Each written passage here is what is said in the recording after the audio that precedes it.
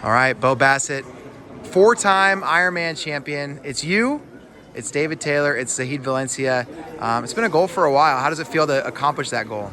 It feels unbelievable. I visualized it, and I tried to imagine what it would feel like, but it's a little bit different. War in the finals, a bunch of tough competitors along the way, and from freshman year to senior year, there was not one match where it wasn't a guy that you had to have respect for everyone. Everybody came out ready to fight, and I'm just very grateful that I was able to wrestle such high-level guys, and I'll probably wrestle them in the NCAA someday. I call Ironman the mini, well, not even the mini, just the high school NCAA tournament, really. And you got to be ready for war, 2-day weigh-in. It's fun. It's a lot of fun. Yeah, the finals match, I mean, before the match even started, there were already a lot of elements to the match that made it exciting. You know, Joe Bachmann has won this tournament 2 times. You had won it 3 times coming into it. He goes to Faith Christian. They're, you know, your guys' rivals as a team, both in Pennsylvania and on a national stage. And you know, it's 2 prominent wrestling families who, you know, people know and people care about. What were the conversations that you were hearing, or that, you know, what were the things that you were aware of going into the finals, and just kind of the atmosphere, that the stage that it set? Well, I'm aware of Joe Bachmann. He's been training hard since I can remember. Been a great competitor since 6 and under. So really, we go way back. We were on teams together before. We battled teams at VAC duels and growing up. I know that was going on this weekend. And now in high school. And he was at 120 last year or something. So him coming all the way up to 50 was like, wow, it's a big jump. But he did a great job of adjusting. And yeah, 1 versus 2 in the country on some rankings. He's top 3 on every ranking I've seen. And I know that Joe's a great competitor. And I truly believe that he's going to keep working hard, and that's going to drive me to keep working hard. So hopefully we have some more battles this year, and if not, probably in college. And he's an awesome person. I respect him and his fam, but I had to take him to deep waters. Yeah, it seemed like, I mean, that was very clearly the plan, take him to deep waters, and, you know, he seemed aware of that plan and maybe was not interested in participating in that plan. What did you think about some of the tactics that happened in the match? Yeah, they were interesting. I almost knew that if I made it a really high pace, that's not like his style. His style is he can score probably in all areas. He's a very good wrestler in winning matches. He's honestly a professional at that, winning those tight, gritty matches. But I knew I wanted to make it high scoring and try to blow the top off this place. And I knew if I gave up points, it was okay. It's a long match. I believe he got the first takedown. Sometimes I forget. I'm pretty sure he did. And crowd gets loud. I love that. I think that's a great environment. It's good training for when I go to Carver someday, or Cavelli, or Bryce Jordan. And so I got to be ready for that. And then just got to keep firing back. And trust the process. And so going into this match, it was like Christmas morning. I was just so excited. And yeah, the game plan was deep waters. There are different things that can happen in a match that slow it down. You know, coaches visiting tables, there's, you know, injury times, various things. A lot of those things happen in this match.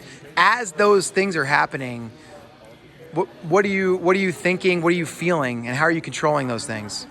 I'm feeling all the training that I put in, because I didn't feel winded at all the entire time. I felt like I kept my pace extremely high. Even when coach was walking to the table, I think 3 or 4 times.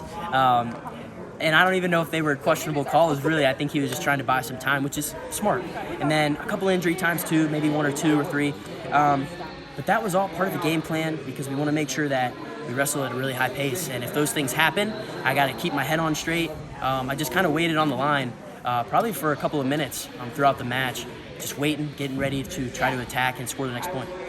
When those things are happening and it is slowing down your game plan, is that frustrating? And yeah, is that frustrating to you? I think they want it to be, so I have to make sure that it's not. And I think for me, it's staying calm. It's like, all right, he's taking a break for a reason, which means he's tired. And so I think for me, it's trying to push to exhaustion, push them to that point, and they're not the same wrestler they are at the beginning of the match. Getting a stall call early was good. Controlling center, I think I can get to my attacks a little bit better.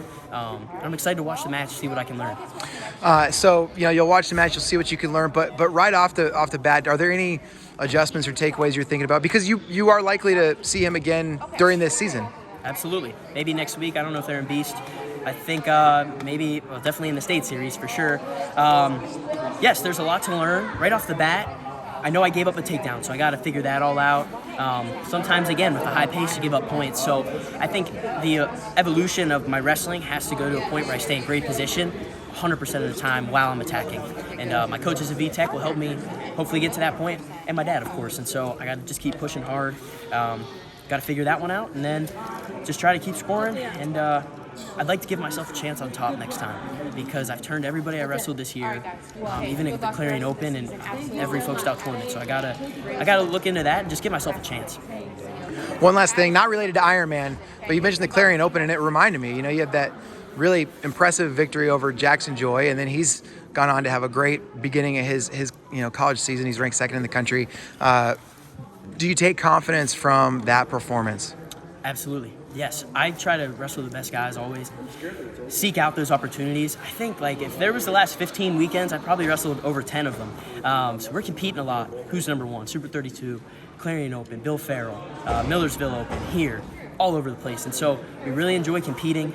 I wrestled Tyus there in the semis, who's top 10. Wrestled Joy, who's number 2.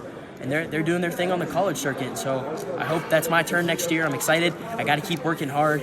And it definitely gives me confidence coming back to wrestle high school guys. But I wish those guys nothing but the best, because it truly shows me where I'm at on the college side of things and where I can be next year. I got to keep my head down and keep working hard. Well, man, excited for that, Bo, and excited for all the steps between now and then. Anything else before I let you go? No, I don't think so. I think maybe just one thing quick is it's bigger than wrestling, and I find my identity and my faith in Christ. And so if I win or lose any tournament, I don't really find my identity in that. I think my worth is in Christ, and so I'm fulfilled. I've already won because I've God. And so I just try to wrestle free, surrender the moment, and I enjoy a hostile crowd. And I hope that people realize I just want to work hard. I like to smile as much as I can and just score points as much as I can. So I want to thank everybody who came to watch. It was a packed gym. Thank my parents and thank my teammates. Awesome, Bo. Appreciate it. Get home safe, man. Appreciate it. Thank you.